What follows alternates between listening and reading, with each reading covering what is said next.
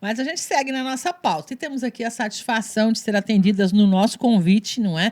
A duas pessoas que vêm para nos trazer reflexões, nos conduzir em reflexões em relação a esse dia do trabalhador, do trabalho, enfim, e num tema que muitas pessoas talvez ainda não tenham ouvido falar, né? O chamado burnout. É isso? Doutora Emanuela, que está por aqui, Emanuela Vanzella, psiquiatra. Bom dia, bem-vinda. Olá, bom dia. Muito obrigada mais uma vez pelo convite. Satisfação nossa em Um recebê-la, dia muito doutora. importante aí de a gente falar sobre a saúde do trabalhador, né? Sem dúvida. E com ela também a psicóloga, né? Nossa querida Carla, já é habituê da casa. Bem-vinda mais uma vez, doutora Carla Mariani, bom dia. Acho que eu vou querer minha carteira registrada, que já falando isso. A gente está cuidando, não tem tanta regularidade. Estou segurando um pouco para não acontecer isso. Bom dia, né? Obrigada pelo convite, Marlene, né? A todos os rádios ouvintes, né? E toda vez que a gente for possível, a gente vem aqui trazer conhecimento, né? Esclarecimento para vocês. Que bom, é muito importante falar sobre saúde do trabalhador, né?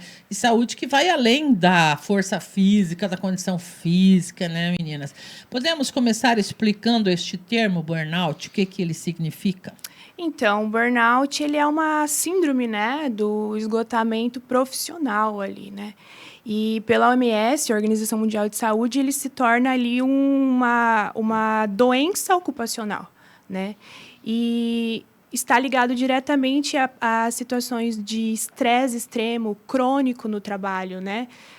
Muita fadiga, exigências, conturbações de trabalho, ambientes muito lotados de afazeres, demanda, né? E onde tem situações de muita cobrança, né? Uhum. E às vezes o trabalhador, enfim, acaba tendo situações emocionais aí, tanto mental quanto física, diante dessa situação no trabalho. Dá para observar quando isso pode vir a acontecer? Tem sintomas prévios ou não? Sim. Normalmente, esses pacientes, né, a parte do trabalhador ali, tem 3 pilares para levar em consideração, que é a exaustão mental, né, exaustão física, o esgotamento, aquela coisa da carga do trabalho sugar demais, né, a pessoa. A questão da parte emocional alterada, né? Então, pacientes que têm muita irritabilidade ali, o trabalhador fica mais irritado em ambiente de trabalho, com muita exaustão, começa a ter sintomas físicos, muita tensão, né, muscular, enxaqueca, dores de cabeça, insônia, problemas com relação à alimentação, né? E tem aquela coisa do afastar-se do ambiente de trabalho. Então, é um local onde ele começa a pensar, será que vale a pena mesmo o que eu estou fazendo? Começa a pôr em xeque aí a profissão, né?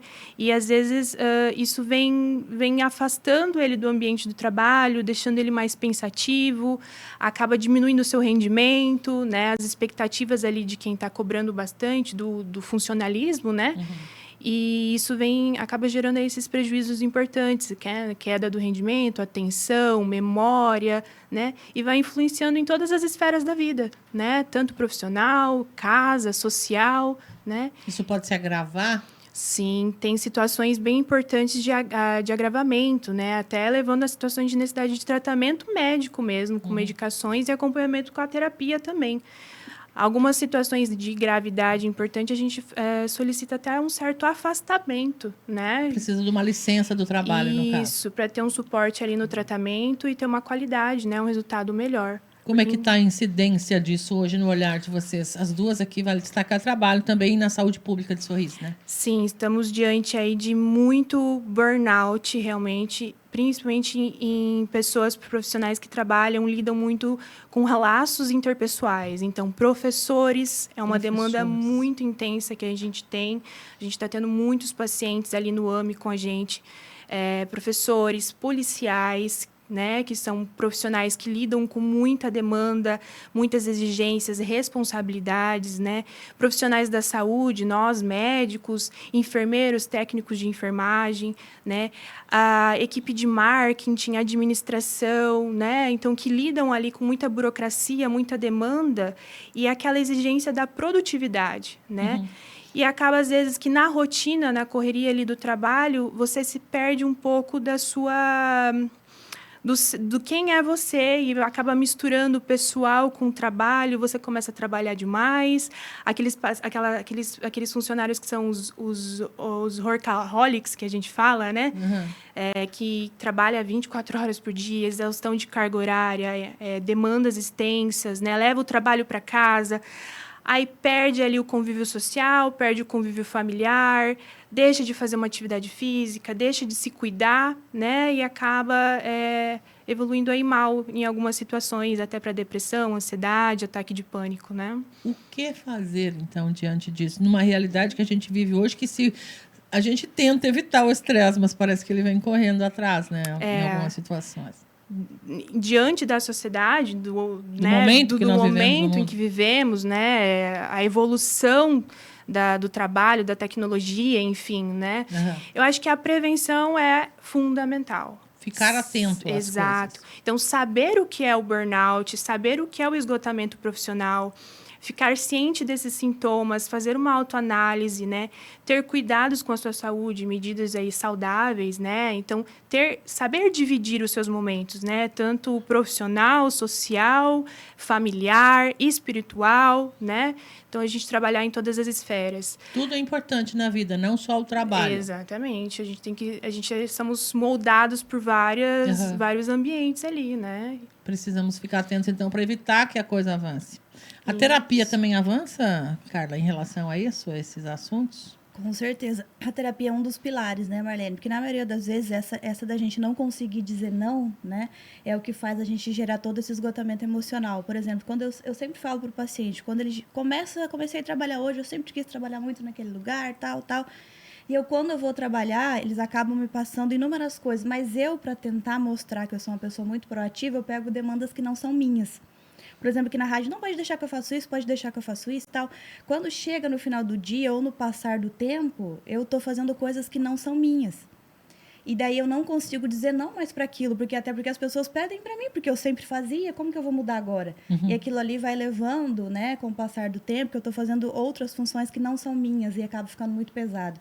Então, o dizer não na hora da contratação, na hora de falar assim, qual que é o meu trabalho realmente nessa empresa? Delimitar, realmente. Porque parece que no primeiro momento não vai acarretar em nada. Mas a longo prazo, aquilo ali sim, porque daí você fica mais meia hora, mais uma hora, você faz coisas que não são tuas, responsabilidades que não são tuas, né? É jornada de trabalho extra, tudo isso faz com que... mas o que é meia hora? Meia hora a mais no trabalho, né? Faz com que você fique meia hora menos com seu filho.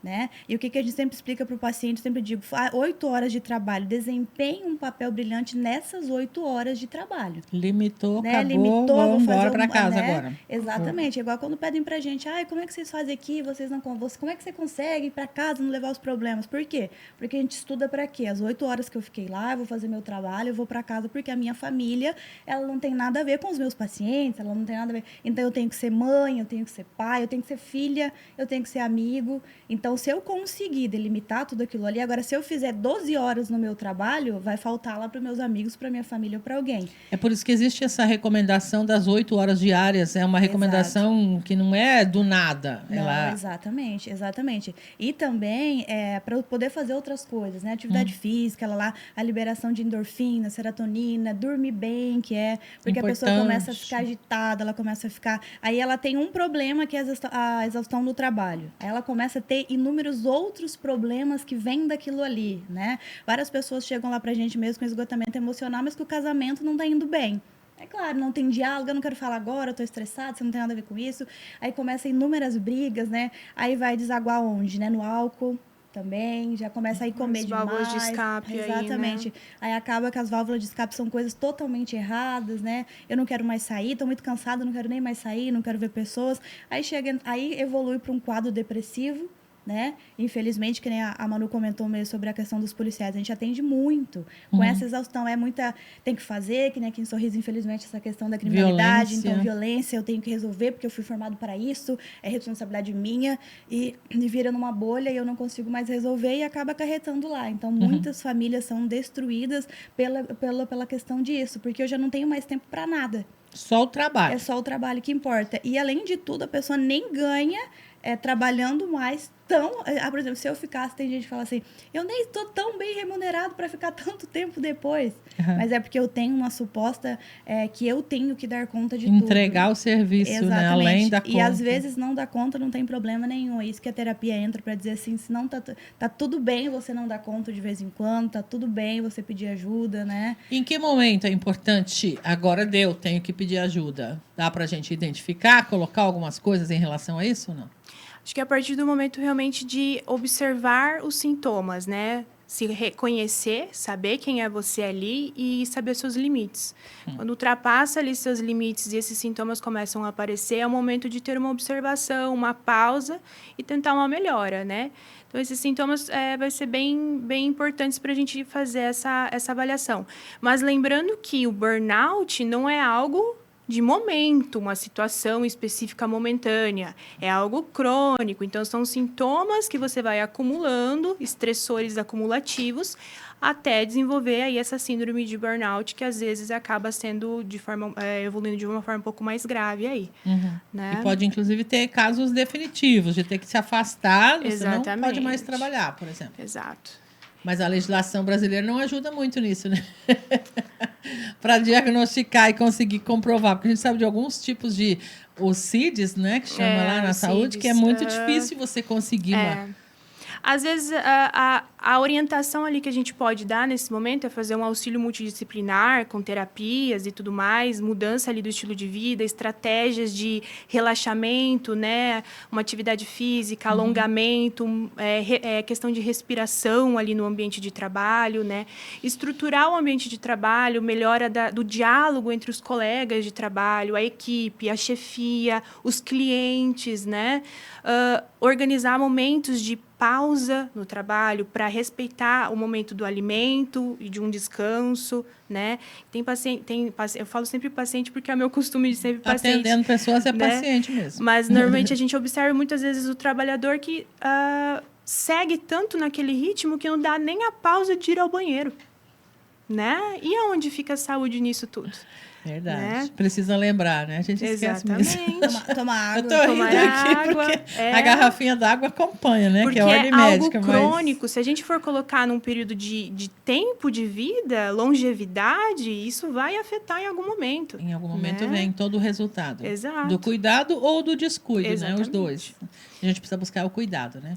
E outra coisa importante também que a gente sempre gosta de frisar. Normalmente, o burnout está mais associado à mulher, né? Mais mulheres do que homens. Eu acho que um pouco ali entra a questão interferência hormonal da mulher, realmente em questões emocionais, né? Mas porque a carga de trabalho da mulher, ela é maior. Dupla jornada, com a casa, com filhos, marido, organização, responsabilidades, alimento e tudo mais, e trabalho. E a gente sabe, infelizmente, que ainda existe a questão de que a cobrança na mulher no mercado de trabalho ainda é maior. Precisa trabalhar mais para conquistar o espaço. Exatamente. Infelizmente. Certo? Meninas, muito obrigada por essas colocações, reflexões. São importantes que a gente precisa lembrar, especialmente nesse dia do trabalho, do trabalhador. O que mais a gente precisa dizer sobre o tema? Na verdade, o que a gente quer deixar de recado, né, nesse dia do trabalhador aí, que nós somos seres humanos. Né? Seres humanos. Não máquinas. Né? E às vezes a Freud até dizia, né, que nós somos humanos, mas precisamos viver como se fôssemos de ferro. Mas não é verdade. Não tem como ficar assim, porque a gente vai acabar, né, com a nossa saúde física e mental. Então, vamos procurar terapia, psiquiatria, no sentido de auxiliar quando sentir esses sintomas, porque quando a Manu diz sobre os sintomas é o quê? Eu era uma pessoa que era de tal maneira, eu era ativa assim, assim, assim. E agora não estou mais fazendo, eu não estou sentindo prazer em fazer coisas que eu fazia no passado. Opa, já é um gatilho para eu prestar atenção e tentar me cuidar. E hoje a saúde está cada vez mais acessível, né? Já se fala muito bem sobre a psicologia e psiquiatria. Antes era um tabu em pedir ajuda, em falar sobre, né? Agora tá em todos os lugares, tá na rádio, tá em todos os lugares. Então, peçam ajuda, né? Vamos tentar se ajudar, uma conversa tranquila, pedir ajuda para amigos e tal. E sempre dizem, meu melhor amigo é na mesa do bar. Não, gente, lá é terapêutico, é legal. Mas para sentar lá e falar com alguém mesmo, tem que ser com um profissional especializado. E na maioria das vezes nem precisa ser medicamentosa. É sempre tirar dúvidas, é saber. Orientar. Isso, e se precisar, respeito. claro que a gente vai fazer interferência também com a medicação. Mas às vezes é só algumas coisas esclarecer dentro da gente. Que nós somos seres humanos e a gente está sempre ali nessa correria. E de vez em quando a gente precisa extravasar. E a função do psicólogo é essa, é ouvir. Né? E de vez em quando nem todo mundo está disposto a ficar ouvindo. Então, feliz Dia do Trabalhador para todas Amém. as trabalhadoras, Obrigada, nós, né? igualmente. E obrigada pelo convite, Marlene. Satisfação é nossa, parabéns também, doutora Emanuela.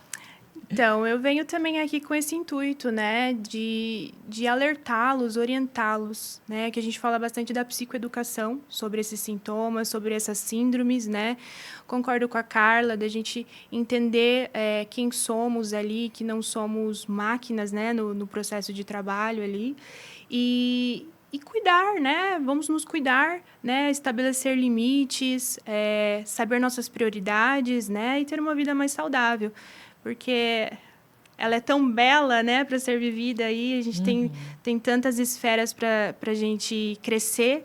E, às vezes, a gente foca tanto ali no trabalho e acaba esquecendo do que, às vezes, é tão fundamental e tão importante. Que é viver a vida, né? Exatamente. Um dia de cada vez. Exato.